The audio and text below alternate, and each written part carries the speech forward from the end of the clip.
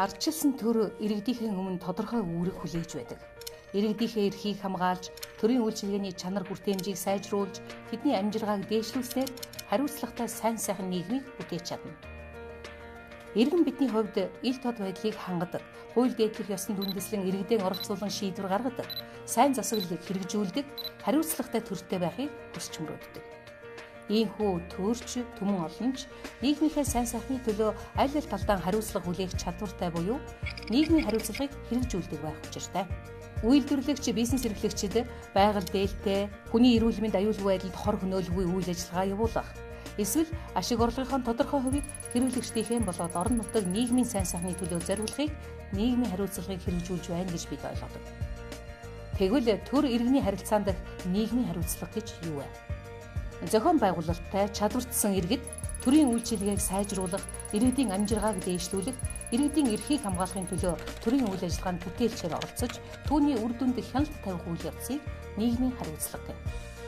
Нөгөө талаас төрийн үйлчилгээний чанар хүртээмжийг сайжруулах зорилгоор төрийн байгууллага албан тушаалтнууд иргэдийнхээ өмнө хариуцсан тайлгнах үйл явцыг нийгмийн хариуцлага гэдэг. Тэгвэл төр иргэний харилцаанд дах энэхүү нийгмийн хариуцлагыг хэрхэн дүгнэх вэ? 4 жил нэг удаа болдог ээлжид сонгуул бол иргэдийн зүгээс эрх баригчдын үйл ажиллагаанд дүн тавих, хариуцлага хүлээлгэх боломж юм. Гэвч хариуцлагын энэ арга тодорхой асуудлаар иргэд санал бодлоо илэрхийлэх, шийдвэр гаргахад оролцох, төртөө хариуцлага тооцох боломжийг иргэдэд бүрэн олгодог юм. Төрийн байгууллагын үйл ажиллагаа, төрөөс үзүүлж байгаа үйлчилгээнд бухимдсан иргэд шүүмжлэх, санал бодлоо илэрхийлэн жагсах, хэвлэл мэдээллээр үзэл бодлоо илэрхийлэх төдийгөөр хариуцлага шаардж байна. Тэгвэл нийгмийн хариуцлагыг хэрэгжүүлэх төрөл бүрийн аргуудыг иргэд үр дүнтэй ашиглах боломжтой. Үйлчилгээний хяналт, худалдан авалтын хяналт, төсвийн зарцуулалтын судалгаа, иргэдийн онооны карт, нийгмийн аудит, иргэдийн оролцоотой төсөв, иргэдийн үнэлгээний хороо, иргэдийн хяналтын хороо гэсэн нийгмийн хариуцлагын аргууд бий.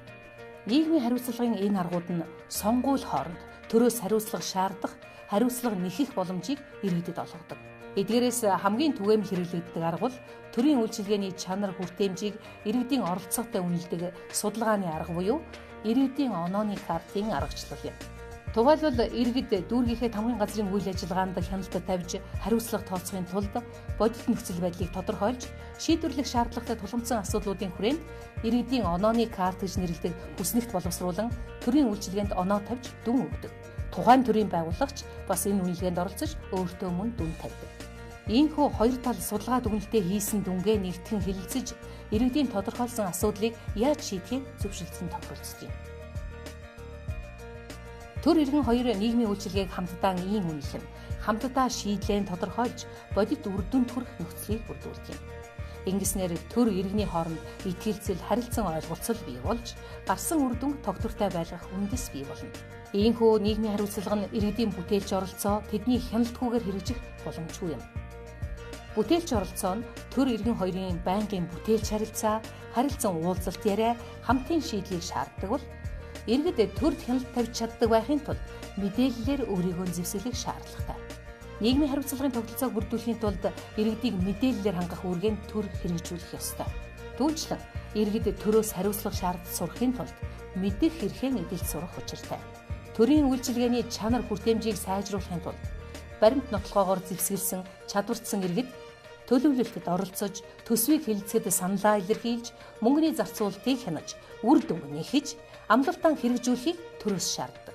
Нийгмийн хариуцлагыг хэрэгжүүлэх гол зорилго нь төр иргэдэд өгсөн амлалтаа биелүүлж, тэднийг ажилдаа хариуцлагатай байлгах явдал юм. Товчхон дом бол төрийг хийж байгаа үйлдэлийн төлөө хариуцлагатай байлгах үйл явц юм а.